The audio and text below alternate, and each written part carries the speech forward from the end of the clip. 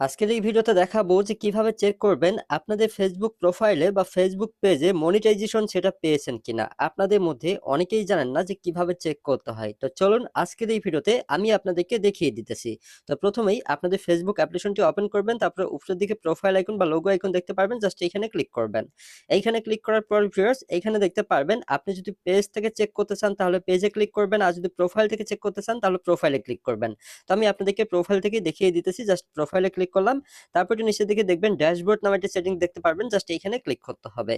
এইখানে ক্লিক করার পর ভিউয়ার্স একটু উপরের দিকে দেখতে পারবেন মনিটাইজেশন বা মনিটাইজ নামে একটা সেটিং, জাস্ট এইখানে ক্লিক করতে হবে। ঠিক আছে, এইখানে ক্লিক করার পরে ভিউয়ার্স আপনাদের সামনে এখানে দুইটা সেটিং দেখতে পারবেন। উপরে দেখেন লেখা আছে ইওর প্রোগ্রাম, অর্থাৎ আপনার ফেসবুক প্রোফাইলে বা পেজে যে সকল মনিটাইজেশন সেটআপ পেয়েছেন সেগুলো কিন্তু এইখানে উপরের দিকে দেখাবে এবং কি পাশে লেখা থাকবে সেটআপ। ঠিক আছে, তো আপনারা এই যে ইওর প্রোগ্রাম লেখা আছে এর নিচেই পেয়ে যাবেন যেই সকল সেটআপ আপনি পেয়েছেন সেইগুলো। আর এখানে একটু নিচের দিকে আবার দেখতে পারবেন এখানে লেখা আছে নট উইথ অ্যাভেলেবল।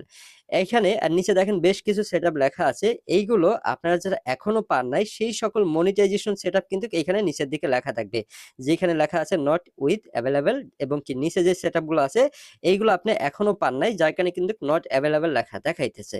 আর যেই সকল সেটআপ আপনি ইতিমধ্যে পেয়ে গেছেন আপনার প্রোফাইলে বা পেজে সেইগুলো কিন্তু এই যে উপরের দিকে দেখতে পারবেন। যেমন আমি এখানে স্টার পার্টনারশিপ পেয়েছি, এখানে আপনারা অনেক ধরনের সেটআপ পেতে পারেন যেগুলো উপরে লেখা থাকবে। সো এই